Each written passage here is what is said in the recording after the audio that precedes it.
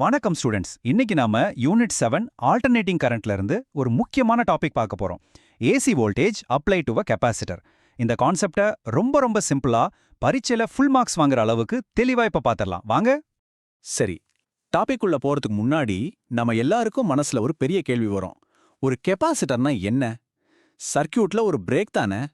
ரெண்டு பிளேட்டுக்கு நடுவுல காத்து இல்லனா ஏதோ ஒரு டயலெக்ட்ரிக் தான் இருக்கும். அப்போ எப்படி ஒரு ஏசி கரண்ட்டை அது வழியா தொடர்ந்து போக முடியும்? இது ஒரு பெரிய புதிர் மாதிரி இருக்குல்ல. வாங்க, இன்னைக்கு இந்த புதிரை தான் நம்ம அழிக்க போறோம். இந்த புதிர்க்கான பதில் அது நினைக்கிற அளவுக்கு கஷ்டம் இல்ல, ரொம்ப சிம்பிள். ஒரு சின்ன வாட்டர் டேங்க் ஐடியா வச்சு இதை அழகா புரிஞ்சுக்கலாம். உண்மையில என்ன நடக்குதுன்னா, கரண்ட் கெபாசிட்டரை தாண்டி போகவே இல்லை. அது கெபாசிட்டரை சார்ஜ் பண்ணுது, அப்புறம் டிஸ்சார்ஜ் பண்ணுது. அது எப்படின்னு பார்க்கலாமா? இந்த வாட்டர் டேங்க் அனாலஜியை பாருங்க. ஒரு கெபாசிட்டரை ஒரு தண்ணி தொட்டி மாதிரி கற்பனை பண்ணிக்கோங்க. ஏசி கரண்ட்டுங்கிறது தண்ணி தொட்டியை தாண்டி அடுத்த பக்கம் போறது கிடையாது. அதுக்கு பதிலா தொட்டி நிறையறதுக்கும் அப்புறம் தொட்டி காலியாகிறதுக்கும் தண்ணி உள்ள வர்றதும் வெளியே போறதும் தான். இந்த தண்ணியோட ஓட்டம், அதாவது த ஃப்ளோ, அதுதான் நம்ம கரண்ட். ஸோ கரண்ட்டுங்கிறது என்னன்னா the rate of charge flow அந்த கெபாசிட்டர் பிளேட்ஸ் மேல். அப்போ ஒரு கேள்வி, எந்த நேரத்துல தண்ணியோட ஓட்டம், அதாவது கரண்ட் ரொம்ப அதிகமா இருக்கும்? சிம்பிள். தொட்டியில தண்ணி மட்டம், அதாவது நம்ம வோல்டேஜ் எப்ப ரொம்ப வேகமா மாறுதோ அப்போதான். யோசிச்சு பாருங்க, ஒரு காலி தொட்டியில தண்ணியை திறந்ததும் ஆரம்பத்துல தண்ணி எவ்வளவு வேகமா உள்ள பாயும் இல்லையா? அதே கான்செப்ட் தான் இங்கே. சரி, இந்த சிம்பிளான வாட்டர் டேங்க் ஐடியாவெல்லாம் மனசுல வச்சுக்கோங்க. இப்போ நாம எக்ஸாம்ல ஃபுல் மார்க்ஸ் வாங்குறதுக்கு தேவையான அந்த என்சிஆர்டி ஃபார்முலாவுக்கு போகலாம். ஏன்னா கான்செப்ட் புரியுறது ஒரு பக்கம் இருந்தாலும் மார்க்ஸ் வாங்க ஃபார்முலா தான் முக்கியம் இல்லையா? இங்க பாருங்க, இதுதான் அந்த முக்கியமான ஃபார்முலா. ஒரு குறிப்பிட்ட நேரத்துல இருக்கிற கரண்ட், அதாவது the instantaneous current I of T, அது எதுக்கு சமம்னா சி, அதாவது கெபாசிட்டன்ஸ் பெருக்கல் டிவி பை டிடி. இந்த டிவி பை டிடினா என்னன்னு குழம்பவே வேணாம். அது சிம்பிளா rate of change of voltage. இன்னும் சொல்ல போனா வோல்டேஜ் மாறுற வேகம். அவ்வளவுதான். ரொம்ப முக்கியமான ஃபார்முலா இது, நோட் பண்ணிக்கோங்க. மறுபடியும் சொல்றேன், அந்த டிவி பை டிடியை பார்த்து பயப்படவே கூடாது. அதோட அர்த்தம் ரொம்ப சிம்பிள், வோல்டேஜ் மாறுற ஸ்பீடு, அவ்வளவுதான். சோ கரண்ட் எதை சார்ந்திருக்கு? வோல்டேஜ் எவ்வளோ வேகமா ஏறுது இறங்குதுங்கிறத பொறுத்து தான் இருக்கு. நம்ம தண்ணி தொட்டி உதாரணமும் இதைத்தானே சொல்லுச்சு, கரெக்டா?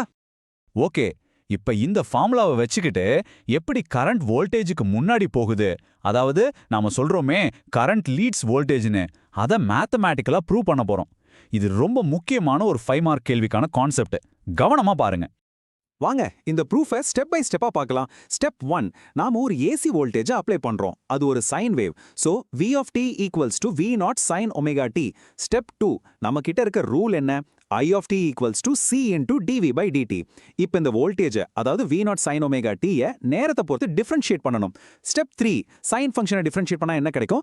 கரெக்ட், காஸ் கிடைக்கும். கூடவே ஒரு ஒமேகா வெளியில வரும். அப்போ I of t equals to C omega V naught cos omega t கிடைக்குது. இப்போ கடைசி ஸ்டெப் 4, நமக்கு ட்ரிக்னோமெட்ரியில தெரியும் cos omega tங்கிறது sin omega t plus 90 டிகிரிக்கு சமம். அப்போ என்னாச்சு பாருங்க, வோல்டேஜ் sin omega t ல இருக்கு, ஆனா current sin omega t plus 90 டிகிரில இருக்கு. அதாவது கரண்ட் வோல்டேஜை விட 90 டிகிரி முன்னால ஓடுது, லீட் பண்ணுது. அவ்வளவுதான், ப்ரூவ் பண்ணியாச்சு. இப்ப உங்க நம்பிக்கையை இன்னும் கொஞ்சம் அதிகப்படுத்த ஒரு சின்ன சிம்பிளான கணக்கு பார்க்கலாம். தேரி மட்டுமே பார்த்துட்டு இருந்தா போதாது, ஒரு கணக்கு போட்டாதான் கான்செப்ட் இன்னும் ஆழமா மனசுல பதியும். இங்க பாத்தீங்கன்னா வியோட மதிப்பும் சியோட மதிப்பும் கொடுத்துட்டாங்க. முதல்ல நாம கெபாசிட்டிவ் ரியாக்டன்ஸ், அதாவது எக்ஸியை கண்டுபிடிக்கணும். அதுக்கு ஃபார்முலா என்ன? X C equal to 1 by omega C. சரி, ஒமேகா எங்க இருக்கு? வோல்டேஜ் ஈக்குவேஷன் 10 sin 100 t-ல டீக்கு முன்னாடி இருக்கிற அந்த 100 தான் ஒமேகா. C 100 microfarad. இந்த மதிப்புகளை ஃபார்முலால போட்டா நமக்கு எக்ஸி 100 ஓம்ஸ்னு கிடைக்குது. அடுத்தது பீக் கரண்ட் I0. அதுக்கு ஃபார்முலா ஓம்ஸ்லா மாதிரி தான். I0 equal to V0 by X C. V0 10 volt, X C 100 ohms. So 10 100ஆல வகுத்தா 0.1 ஆம்பியர். அவ்வளோதான் பாருங்க, ரொம்ப சிம்பிள். இப்ப நாம ஒரு முக்கியமான பகுதிக்கு வர்றோம். எக்ஸாம்ல நம்ம மார்க்க குறைக்கிற சில சைலண்ட் கில்லர்ஸ் பத்தி பார்க்கலாம். இந்த பொதுவான தவறுகள்ல நாம கவனமா இருந்தாலே போதும், தேவையில்லாத மார்க்ஸ் போறத தடுத்துடலாம். தப்பு என்னன்னா, டிசி சர்க்கியூட்ல கெபாசிட்டர் கரண்ட்டை பிளாக் பண்ணும், அது நமக்கு தெரியும். அதனால ஏசிலையும் அது கரண்ட்டை பிளாக் பண்ணணும்னு நினைக்கிறது, இது தப்பு. நல்லா புரிஞ்சுக்கோங்க, டிசியில் ஒரு தடவை ஃபுல்லா சார்ஜ் ஆனதும் அது கரண்ட்டை நிறுத்திடும். ஆனா ஏசியில் வோல்டேஜ் தொடர்ந்து மாறிட்டே இருக்கிறதால கெபாசிட்டர் கண்டினியூஸா சார்ஜ் டிஸ்சார்ஜ்னு மாறி பண்ணிட்டே இருக்கும். அதனால கரண்ட் போயிட்டே இருக்கும். சிம்பிளா ஞாபகம் வச்சுக்கிற ஒரு வழி, டிசி பிளாக்ஸ் ஏசி கண்டக்ட்ஸ், இதை மட்டும் மறக்காதீங்க. ரெண்டாவது தப்பு, கரண்ட் ஏன் லீட் பண்ணுதுன்னு புரியாம கெப்பாசிட்டர் தான் ஏதோ மேஜிக் பண்ணி கரண்ட்டை முன்னாடி தள்ளி விடுதுன்னு நினைக்கிறது. அப்படி இல்ல, இதுல மேஜிக்கே கிடையாது, பியோர் லாஜிக் தான். யோசிங்க, ஒரு வோல்டேஜை உருவாக்கணும்னா, அதாவது அந்த கெப்பாசிட்டர் பிளேட்ஸ்ல சார்ஜை கொண்டு வந்து சேர்க்கணும்னா முதல்ல என்ன நடக்கணும்? சார்ஜ் ஓடி வரணும் இல்லையா? அந்த சார்ஜ் ஓட்டத்துக்கு பேர் தான் கரண்ட். சோ காரணம் கரண்ட் ஓட்டம் முதல்ல நடக்குது, அதோட விளைவு வோல்டேஜ் உருவாக்கம் அதுக்கப்புறம் தான் வருது. அவ்வளவுதான் விஷயம். சரி, நாம இன்னைக்கு கத்துக்கிட்ட எல்லாத்தையும் ஒரு சின்ன சுருக்கமா பார்த்துட்டு இது அடுத்த டாபிக்கோட எப்படி இணையுதுன்னு பார்க்கலாம். இந்த ரிவிஷன் உங்களுக்கு ரொம்ப உதவியா இருக்கும்.